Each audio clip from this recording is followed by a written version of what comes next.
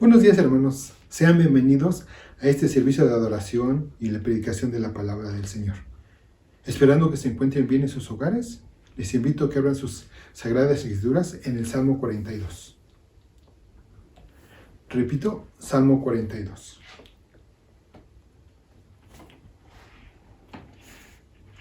Dice la palabra de Dios así: como el ciervo brama por las corrientes de las aguas, así clama por ti, oh Dios, el alma mía. Mi alma tiene sed de Dios, del Dios vivo.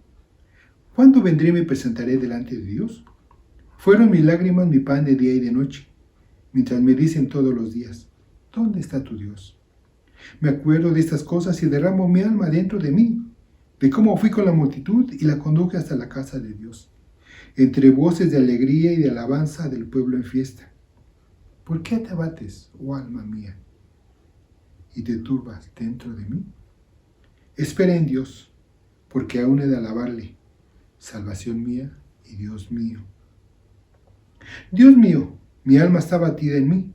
Me acordaré, por tanto, de ti desde la tierra del Jordán y de los hermonitas, desde el monte de Mizar. Un abismo llama a otro a la voz de tus cascadas. Todas tus ondas y todas tus olas han pasado sobre mí. Pero de día mandará Jehová su misericordia, y de noche su cántico estará conmigo. Y mi oración al Dios de mi vida. Diré a Dios: roca mía, ¿por qué te has olvidado de mí? ¿Por qué yo andaré enlutado por la opresión del enemigo?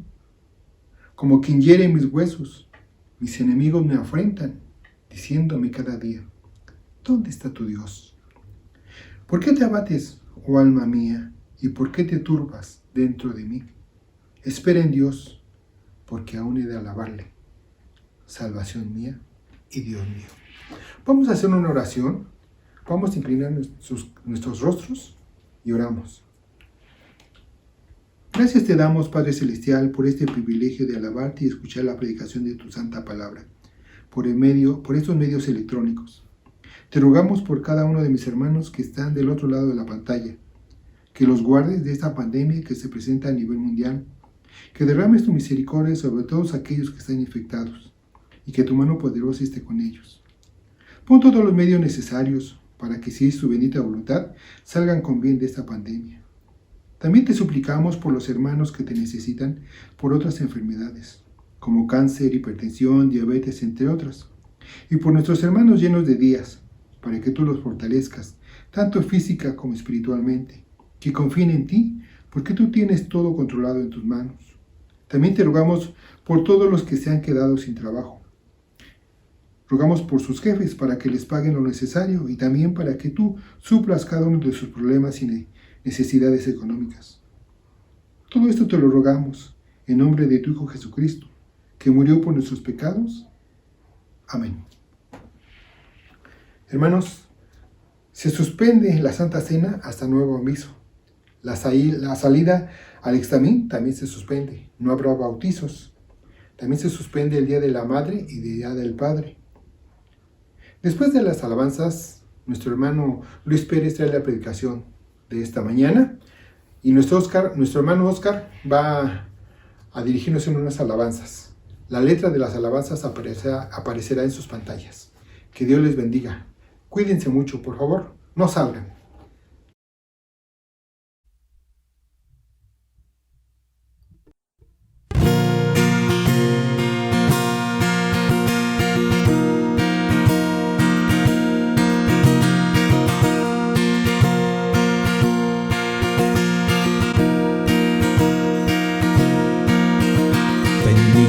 Glorificar a Dios, el Padre del Señor. En Cristo Él nos derramó su eterna bendición. Sin manchas, puros en su luz, nos destinó a ser sus hijos adoptados por la sangre de Jesús. Te daremos la gloria por tu gracia, bondad y amor. Te daremos la gloria eres el Salvador.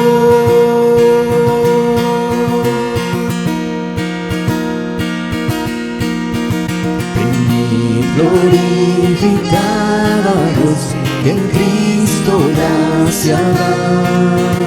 Lavadas nuestras culpas son, tenemos redención. En él Dios ya nos reveló su eterna voluntad, que sea Cristo el Señor, su plan se cumplirá. Te daremos la gloria por tu gracia, bondad y amor. Te daremos la gloria, eres el Salvador.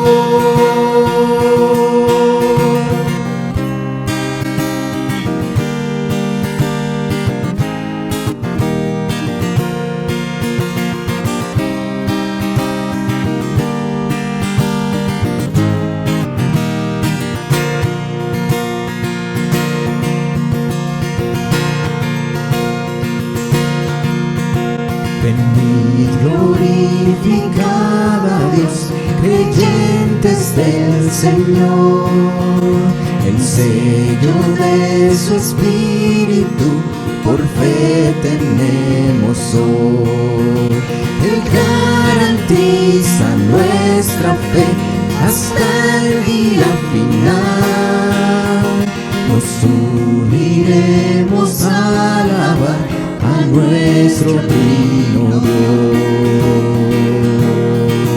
Te daremos la gloria por tu gracia, bondad y amor. Te daremos la gloria, eres el Salvador. Te daremos la gloria por tu gracia, bondad y amor. Te daremos la gloria, eres el Salvador.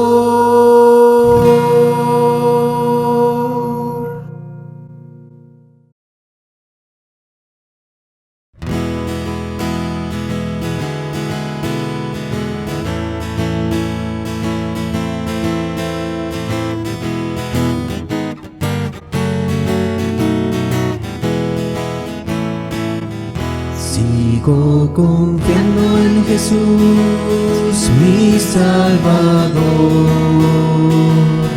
Sigo confiando en Jesús, no tendré temor. Si vienen pruebas y afán, puedo cantar. Sigo confiando en Jesús, nunca faltará. Es amigo fiel, tan fiel para mí, me ayudará hasta el fin. Si vienen pruebas y afán, puedo cantar. Sigo confiando en Jesús, nunca faltará. Sigo confiando en Jesús, mi Salvador. Sigo confiando en Jesús, no tendré temor. Si vienen pruebas y afán, puedo cantar.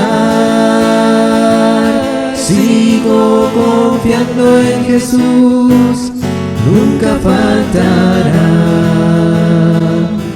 Es amigo fiel, tan fiel para mí, me ayudará hasta el fin. Si vienen pruebas y afán, puedo cantar. Sigo confiando confiando en Jesús, nunca faltará. Si vienen pruebas y afán, puedo cantar. Sigo confiando en Jesús, nunca faltará.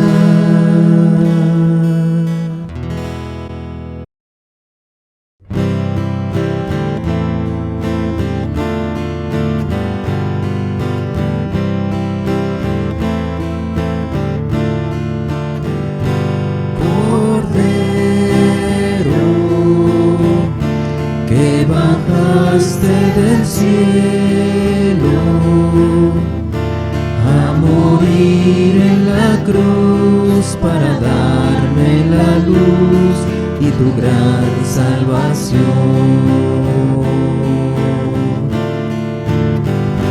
Vertiste sangre inmaculada, con la cual mi maldad al morir en la cruz la borraste, Jesús.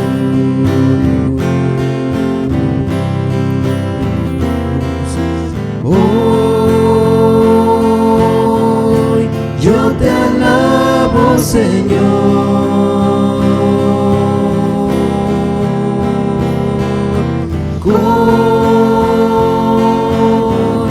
todo mi corazón,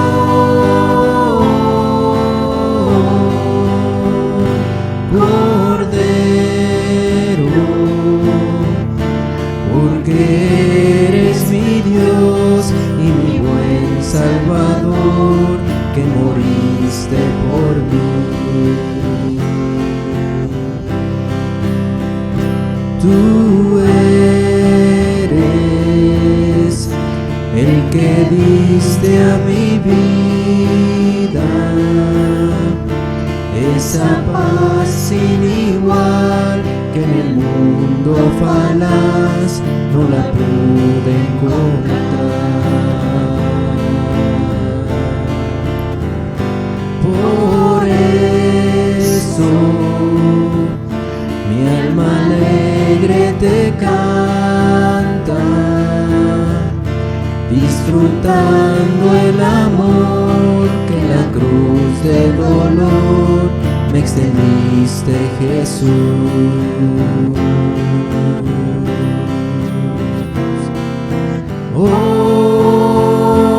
Hoy yo te alabo, Señor,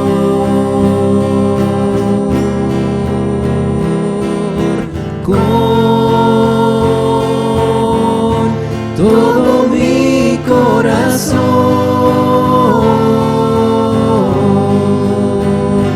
Cordero, porque eres mi Dios y mi buen Salvador, que moriste por mí, que moriste por mí, que moriste por mí.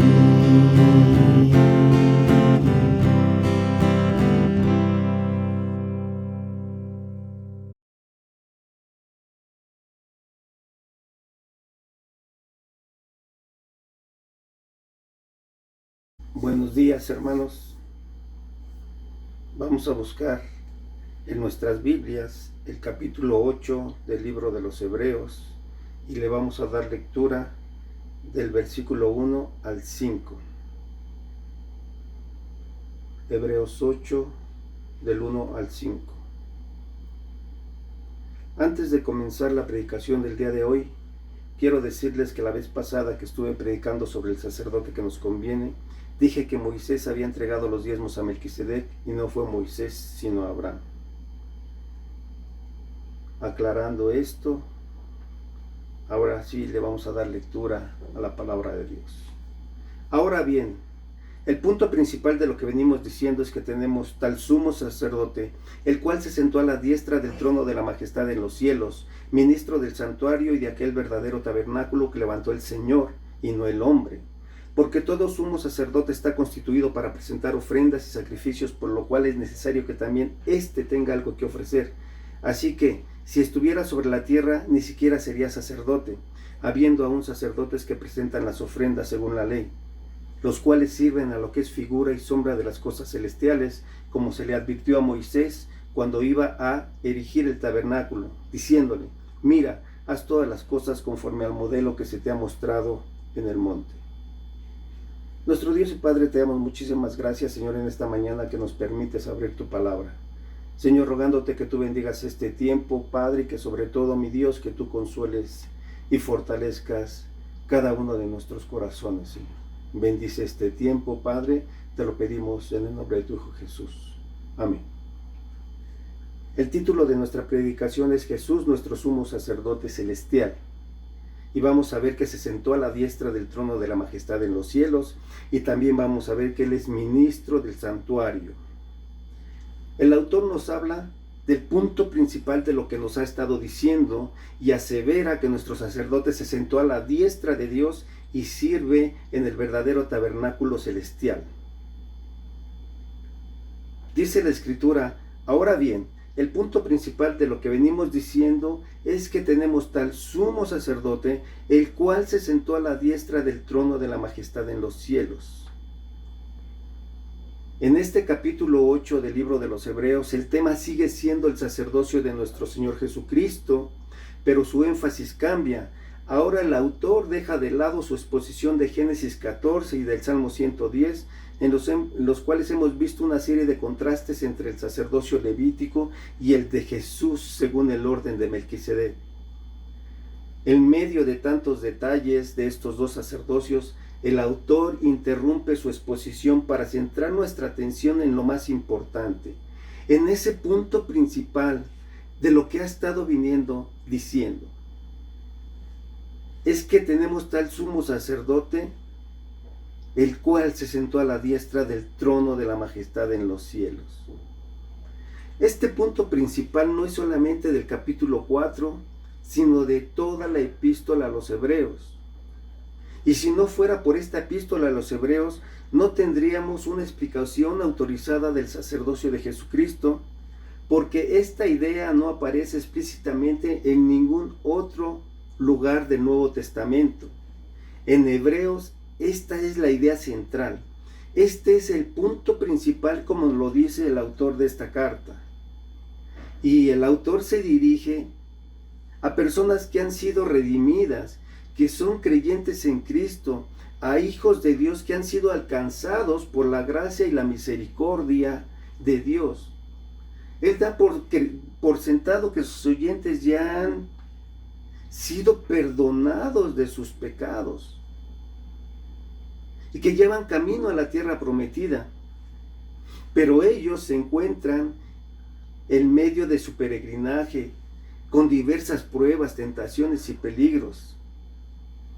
Así es que de la misma manera en que la provisión de un sacerdocio para Israel fue dada en el desierto del Sinaí, en nuestra vida cristiana, en nuestro éxodo espiritual, es donde el autor introduce el tema del sacerdocio de Jesús.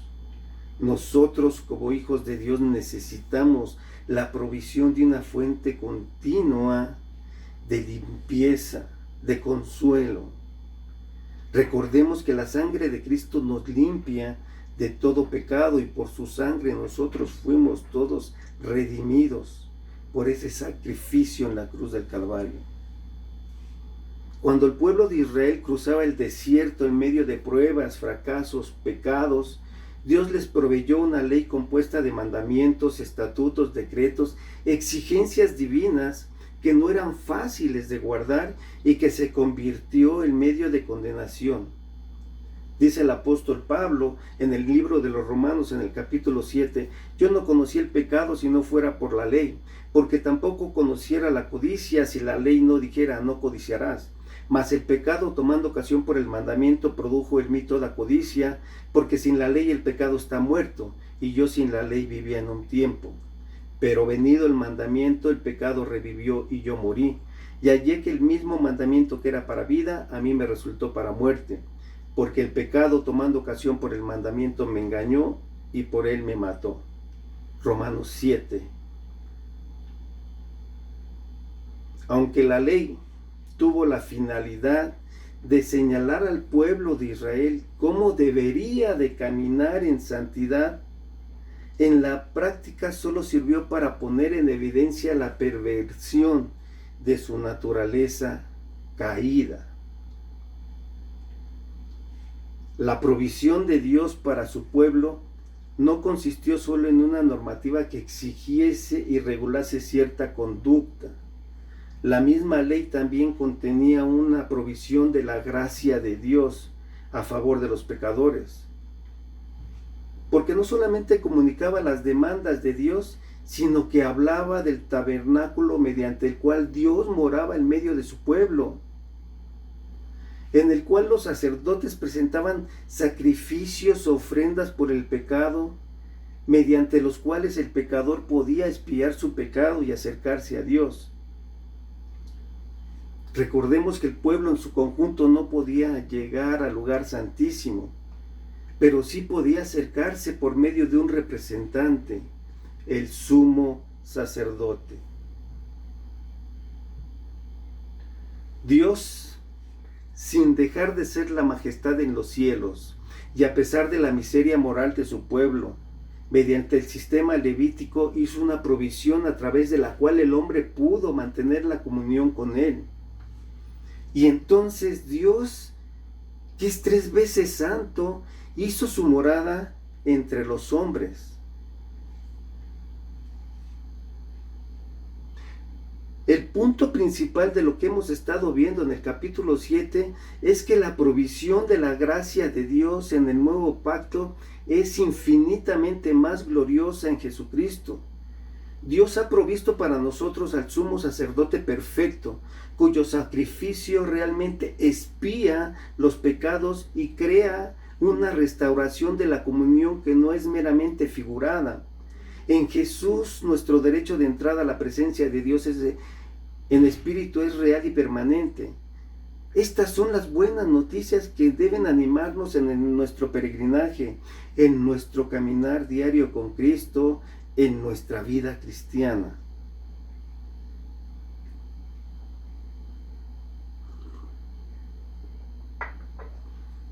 La predicación pasada hablamos de la clase de sacerdote que necesitábamos. Hablamos del sacerdote que nos conviene.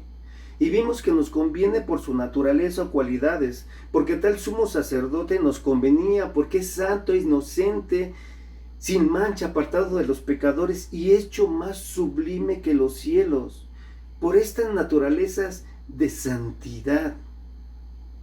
Nos conviene este sacerdote por su impecabilidad.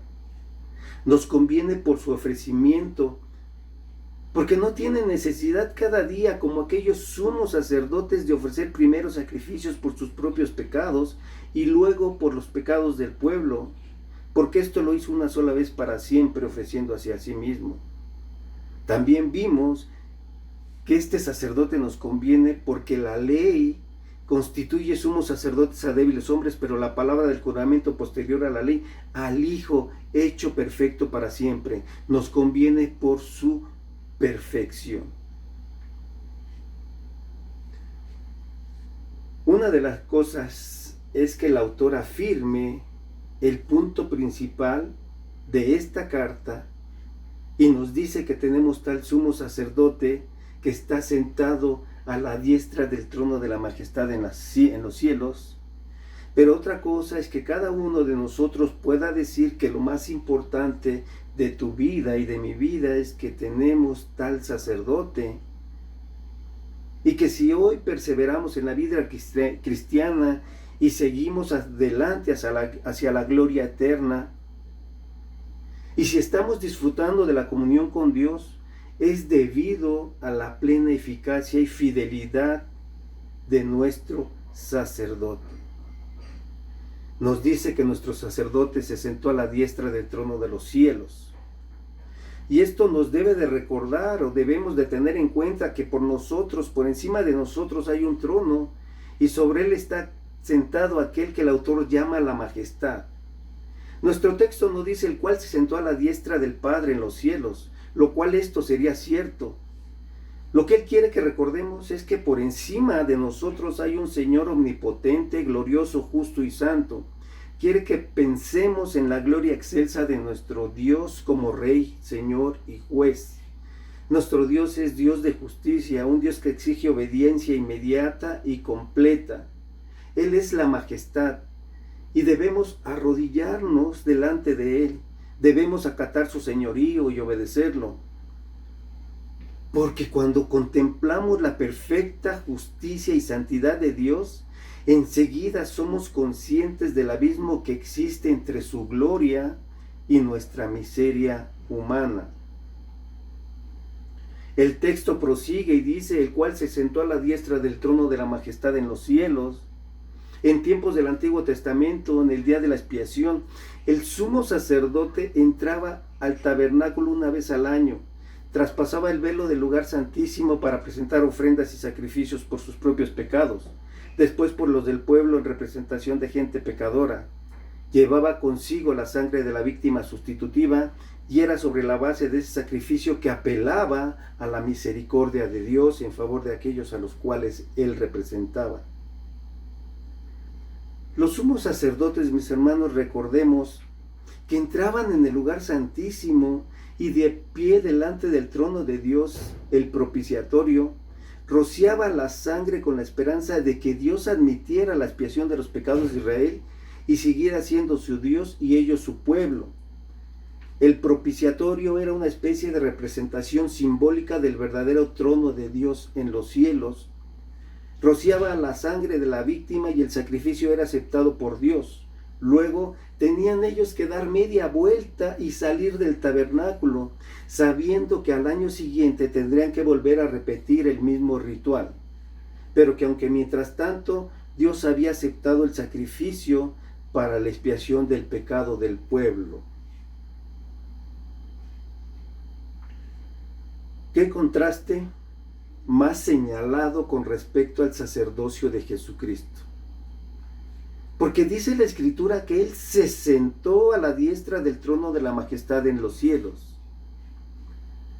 Es decir, en el día de la ascensión de Cristo, los discípulos fueron testigos de cómo Él subió a los cielos, al trono de la majestad, traspasó el velo que separó a este mundo de la esfera eterna. Vieron cómo desapareció de su vista, porque una nube le ocultó, dice el libro de los Hechos en el capítulo 1. Guardaron con expectación, sin duda habrían tenido una larga espera si no hubiera sido por la aparición de dos varones con vestiduras blancas, mensajeros divinos, enviados para sacarlos de toda duda, los cuales les dijeron, varones galileos, ¿por qué estáis mirando al cielo? Este mismo Jesús que ha sido tomado de vosotros al cielo, así vendrá, como le habéis visto ir al cielo.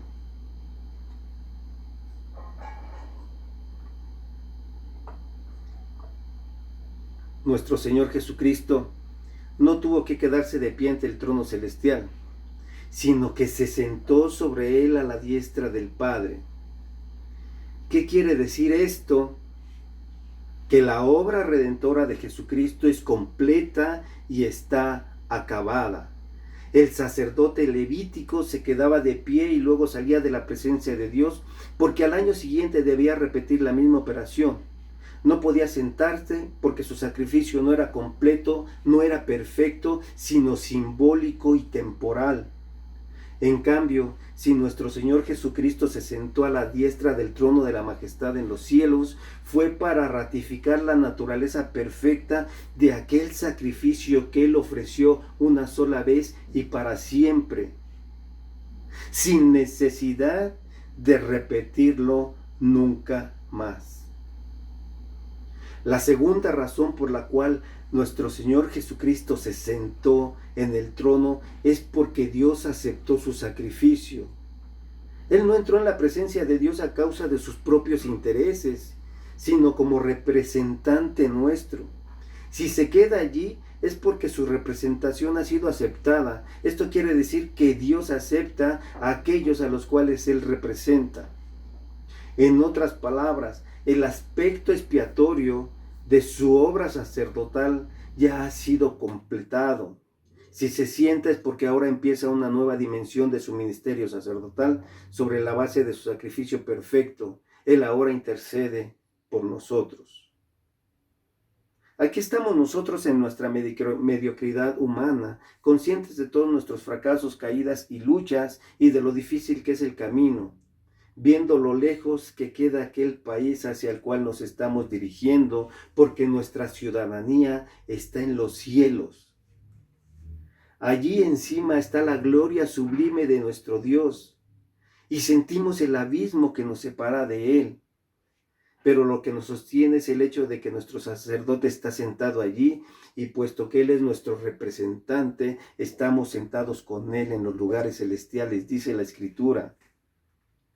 Si abrimos nuestras Biblias en el libro de los Efesios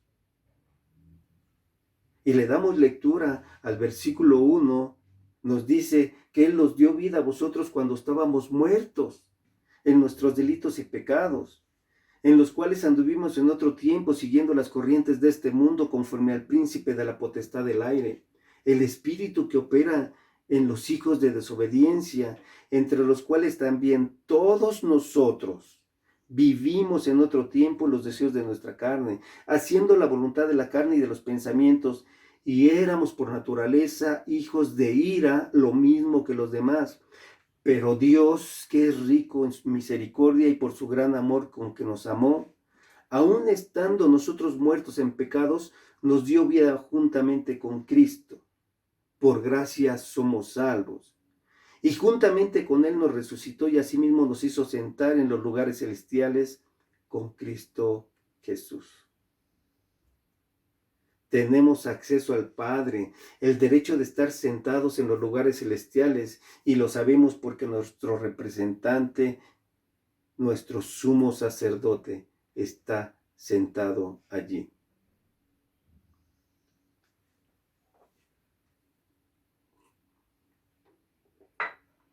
¿Cómo sabía el autor de Hebreos que Jesucristo está sentado en el trono del Padre?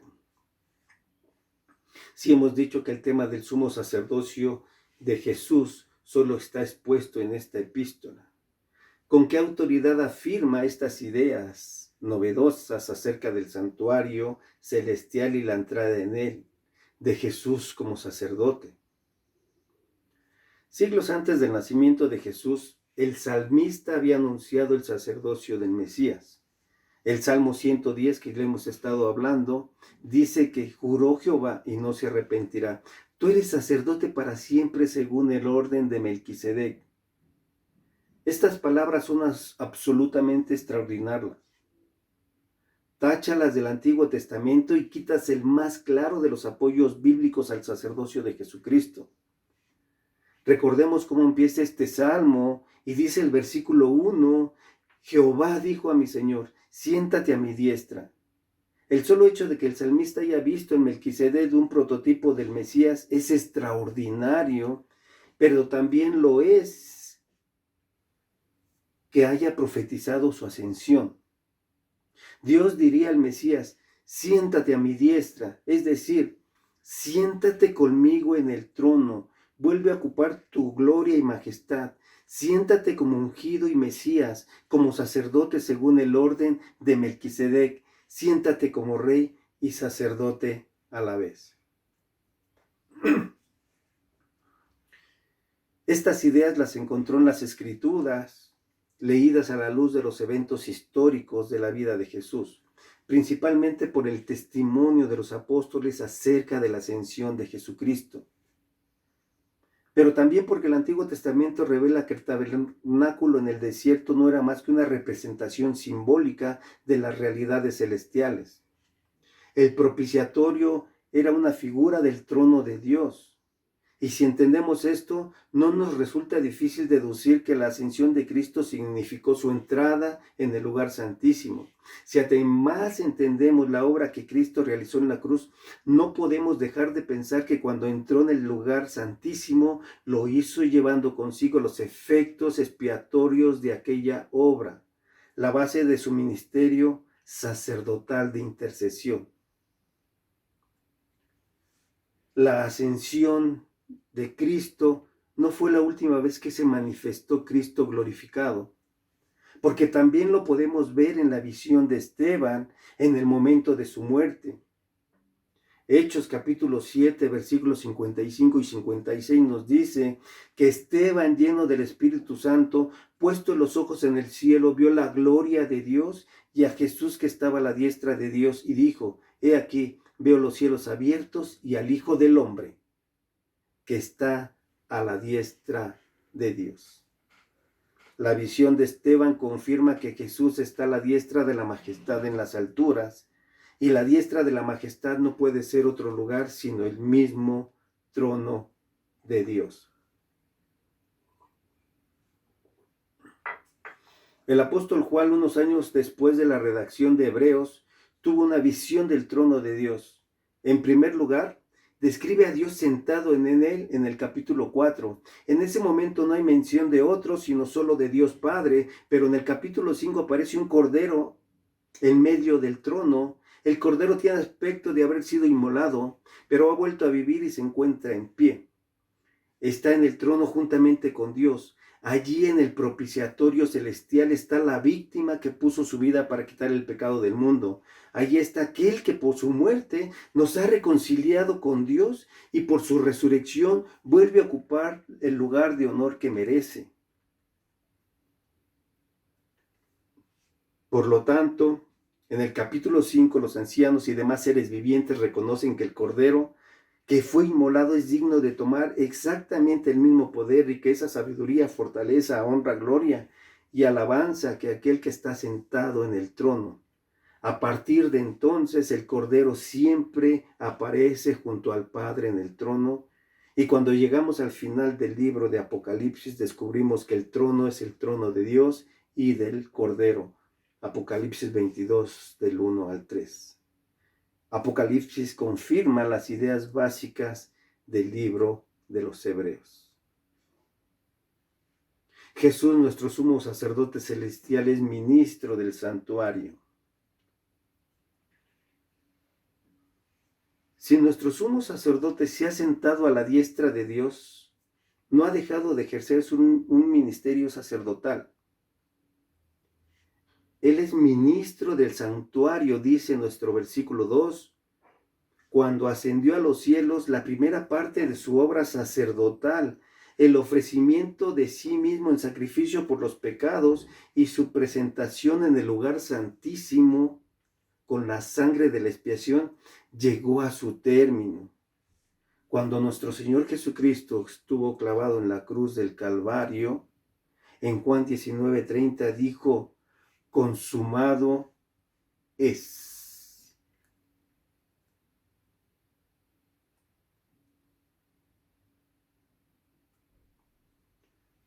Aquella parte está completa y acabada y nunca necesitará ser repetida, pero su ministerio sacerdotal, como dice nuestro texto, prosigue. En aquel momento dio comienzo su intercesión a la diestra de Dios Padre a favor de su pueblo sobre la base de aquel sacrificio único y perfecto. La realiza dentro del verdadero tabernáculo en los cielos, en el santuario, es decir, en el lugar santísimo de aquel verdadero tabernáculo. Los primeros lectores son creyentes hebreos que han aceptado a Jesús como su Salvador, pero que tienen todavía una fuerte inclinación a aferrarse a las formas y ceremonias del judaísmo. Lo que el autor quiere lograr es que vean la necesidad de romper con esas prácticas ceremoniales del sacerdocio levítico, a fin de seguir fieles al nuevo sacerdocio de Jesucristo, que esa es la voluntad de Dios para ellos. Por esto el autor les dice que el sacerdocio de nuestro Señor Jesucristo es celestial, mientras que el de los sacerdotes levitas era terrenal. El tabernáculo donde el Señor Jesucristo realiza su ministerio sacerdotal actual es el verdadero tabernáculo según el versículo 2, lo cual sugiere que el tabernáculo del desierto no había sido el verdadero. El autor no está diciendo que aquel tabernáculo hubiera sido falso en el sentido de ser un fraude o una falsificación. Fue dado bajo autorización y mandatos divinos y su diseño fue ordenado por Dios. Los primeros lectores estaban en peligro de confundir las cosas y pensar que lo verdadero estaba en Jerusalén, porque allí había un templo, continuación del tabernáculo, que se podía tocar y ver. Era una realidad física y cuestionable. Ahí presentaban sus ofrendas y sacrificios por sus pecados, pero a pesar de ello no era la primera realidad, sino solo una pobre imitación de la realidad celestial. Vivimos en una generación materialista. Lo real para nosotros es la materia, el cuerpo, las cosas que se ven y se palpan, o las que pueden ser analizadas por el método científico. El Evangelio, en cambio, nos enseña que todas estas cosas son temporales y fluctuantes. La principal realidad y la que dura para siempre es el mundo del Espíritu, de lo invisible de Dios. El verdadero tabernáculo está en los cielos, levantado por Dios. Y no es una imitación de algo mejor que Él. Es el único cuya durabilidad es comparable a la eternidad de Dios vivo y verdadero. El del desierto, el tabernáculo del desierto solo era una copia simbólica. El sacerdocio de Jesucristo se basa en su sacrificio en la cruz del Calvario. Y si bien este sacrificio no tiene valor alguno dentro del sistema levítico, sí que lo tiene en la esfera celestial donde Él realiza su sacerdocio. Porque nuestro Señor Jesucristo ministra en este santuario celestial. El versículo 3, el autor recuerda que todo sacerdote requiere el ofrecimiento de un sacrificio propiciatorio. Y dice que porque todo sumo sacerdote está constituido para presentar ofrendas y sacrificios, por lo cual es necesario que también éste tenga algo que ofrecer. El sacerdote tiene la función de mediador entre aquellos a los que representa y Dios. Y esto es cierto aún en las religiones paganas. Y la mediación normalmente tiene que ver con el ofrecimiento de sacrificios a fin de aplacar la ira divina contra el hombre. Ya lo hemos visto y dice Hebreos 5:1 que todo sumo sacerdote está constituido a favor de los hombres para que presente ofrendas y sacrificios por los pecados. Ahora en este versículo 3 del capítulo 8, el cual estamos estudiando, el autor lo repite: todo sumo sacerdote está constituido para presentar ofrendas y sacrificios, porque esta es la principal función del sacerdote. Pero el texto nos dice que es necesario pues que Jesús tenga algo que ofrecer. De hecho, la segunda parte del versículo sería mejor traducido: por lo cual era necesario que también éste tuviera algo que ofrecer. Porque el tiempo aoristo del texto griego indica una acción ya completada, no algo que está ocurriendo en el presente. Cuando el Señor Jesucristo ascendió a los cielos como nuestro sacerdote, tuvo que llevar consigo un sacrificio que pudiera satisfacer las exigencias divinas de justicia. Y su sacrificio cumplió completa y perfectamente esas demandas que ya no tienen necesidad de ofrecer otro sacrificio. Por esto es que Él se ha sentado a la diestra del trono de la majestad. La sangre derramada de Jesucristo tiene ciertamente una extensión y validez eternas.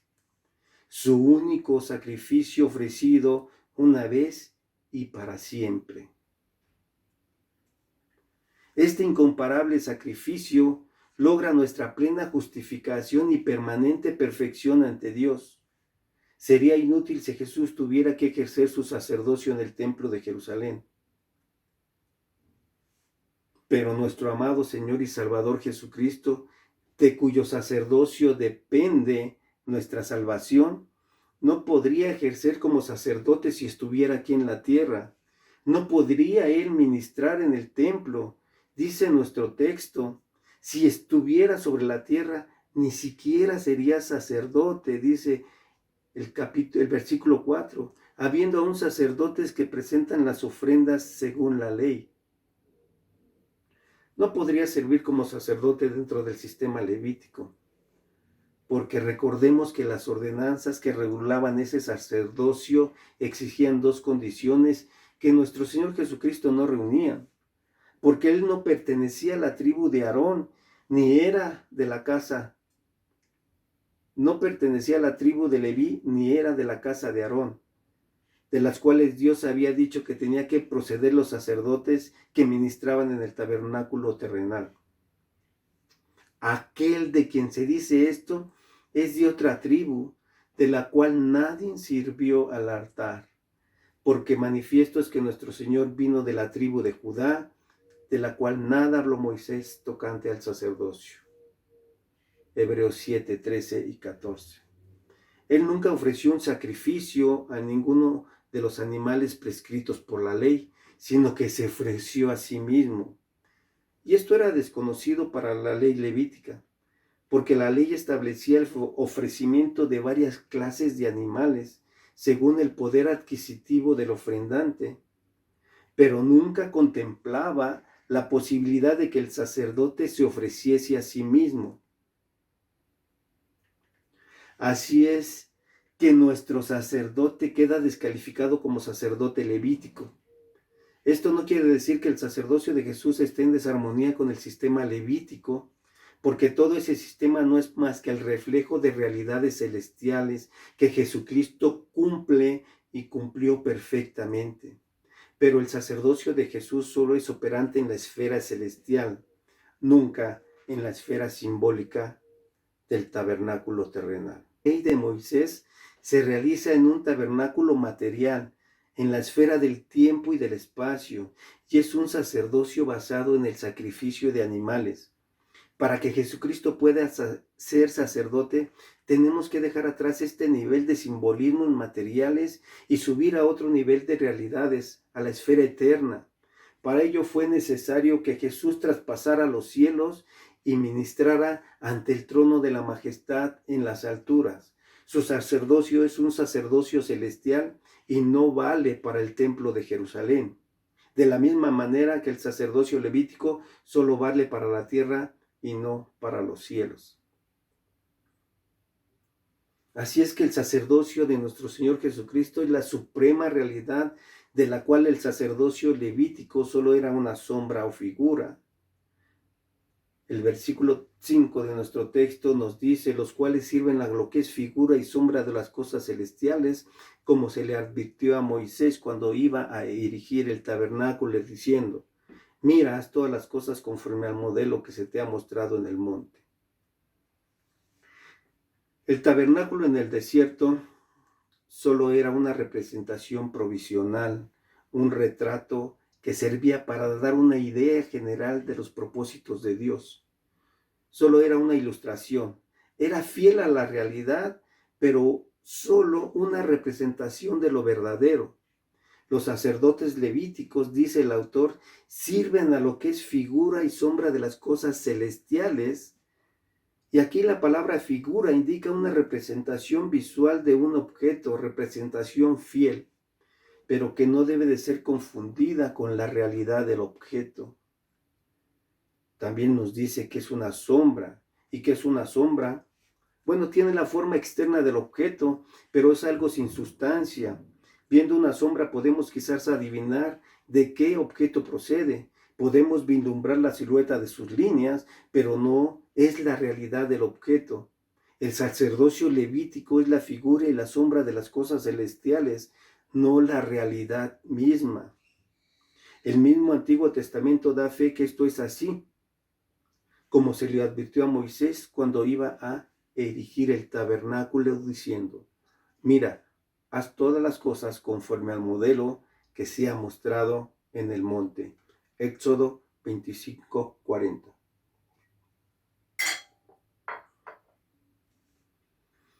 Este es uno de aquellos textos que fácilmente pasa desapercibido, pero que arroja mucha luz sobre las realidades celestiales. Nos dice que Moisés, al construir el tabernáculo, siguió un modelo que le fue enseñado en el monte. Y la palabra modelo de este versículo es la palabra griega tupos, de la cual proviene la palabra tipo.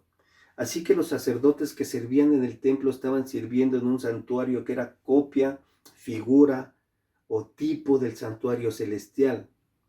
Moisés vio este modelo en el monte y duplicó lo esencial en el tabernáculo terrenal. Esto no quiere decir que el tabernáculo celestial esté hecho de pieles y telas. El verdadero santuario está en el cielo. El tabernáculo y el templo fueron solo imitaciones o copias del verdadero.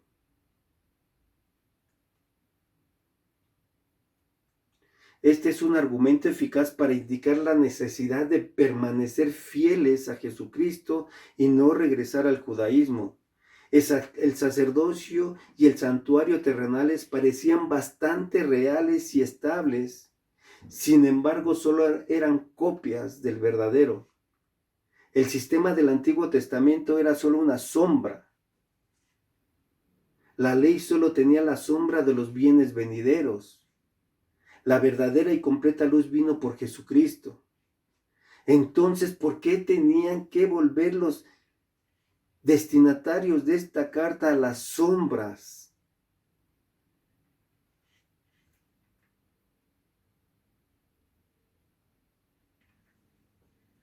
Al sacerdocio levítico.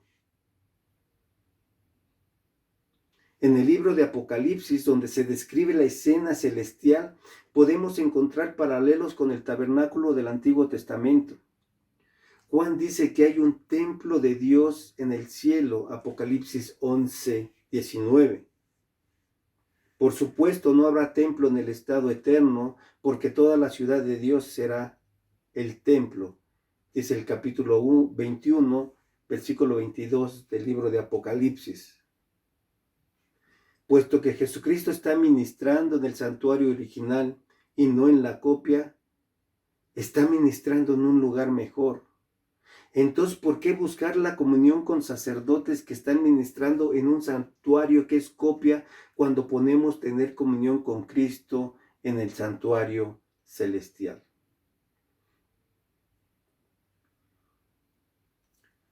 Para concluir, mis hermanos,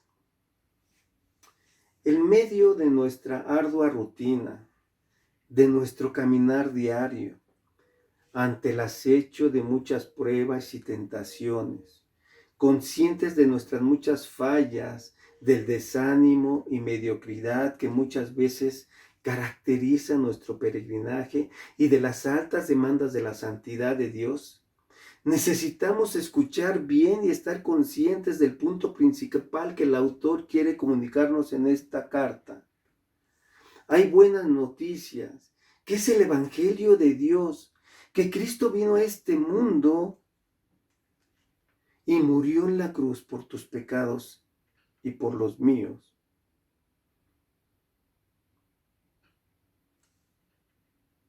Y este Evangelio, el cual nos da la salvación eterna, ahora dice la Escritura que estamos sentados en los lugares celestiales juntamente con Cristo.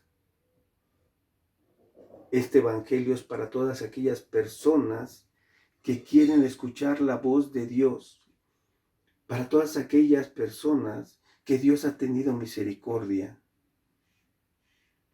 y que su gracia ha sido derramada en sus corazones. Dios nos ha provisto un sacerdote. Este es el Evangelio que nosotros como creyentes, como hijos de Dios que hemos redimidos por la sangre preciosa de nuestro Señor Jesucristo, como de un cordero sin mancha y sin contaminación, y que fue destinado desde antes de la fundación del mundo. Mis hermanos, Este evangelio necesitamos escuchar y necesitamos seguirlo recordando día a día. Esta es la dimensión de la salvación que necesitamos descubrir y disfrutar en esta etapa de nuestra vida cristiana, el ministerio sacerdotal de nuestro Señor Jesucristo. Vamos a abrir nuestras Biblias en Hebreos capítulo 9, versículos del 11 al 15.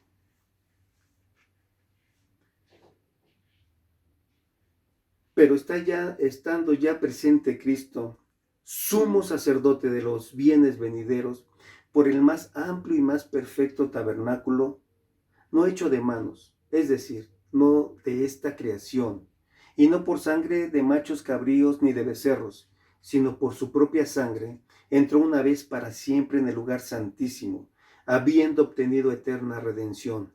Porque si la sangre de los toros y de los machos cabríos y las cenizas de la becerra rociada a los inmundos santifican para la purificación de la carne, cuanto más la sangre de Cristo, el cual mediante el Espíritu Eterno se ofreció a sí mismo, sin mancha a Dios, limpiará vuestras conciencias de obras muertas para que sirváis al Dios vivo.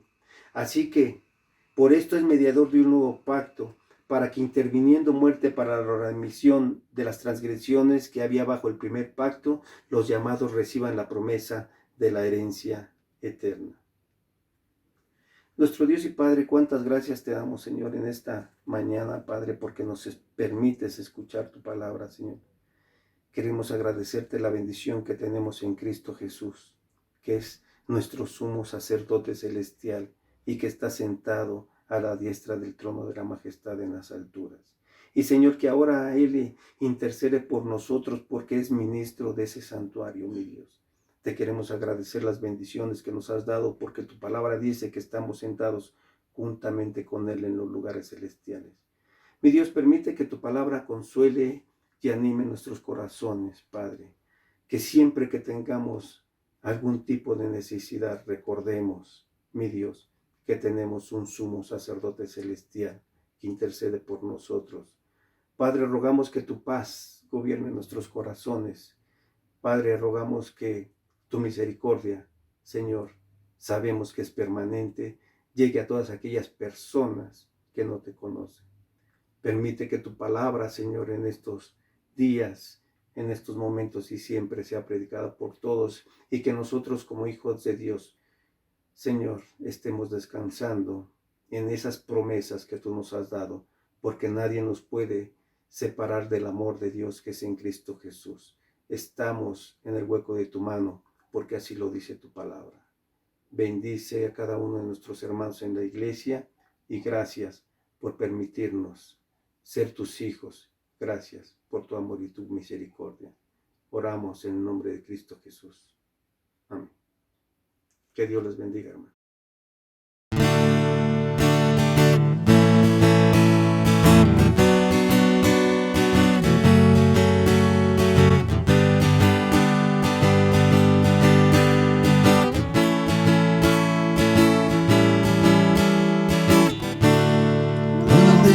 Sostén de la esperanza mía, fuente bendita de la vida eterna, tan solo el alma que en tus fuerzas guía tiene paz, tiene paz, mi sostén es Jesús. Nunca en la lucha desmayar podré, mi sostén es Jesús el Señor. Nunca en la lucha desmayar podré. Yo soy muy débil, pero en ti soy fuerte. Nunca en la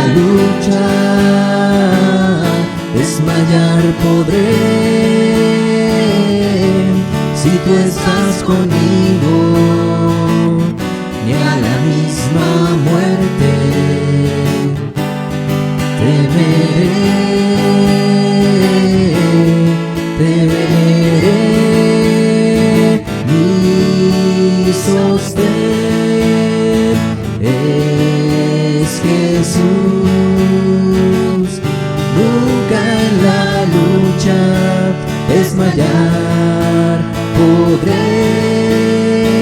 Mi sostén es Jesús el Señor.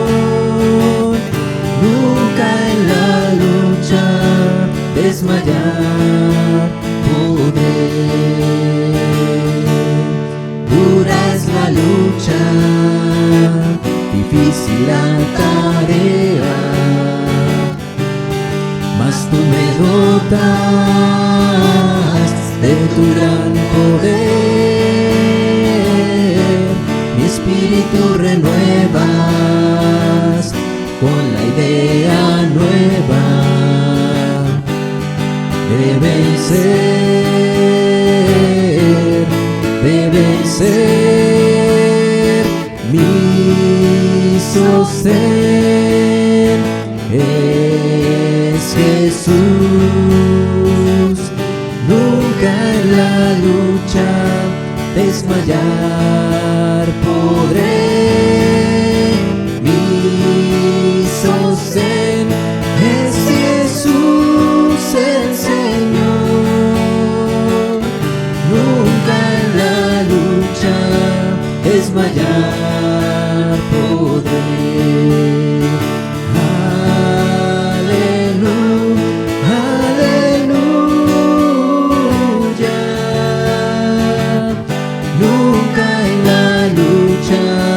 Desmayar podré.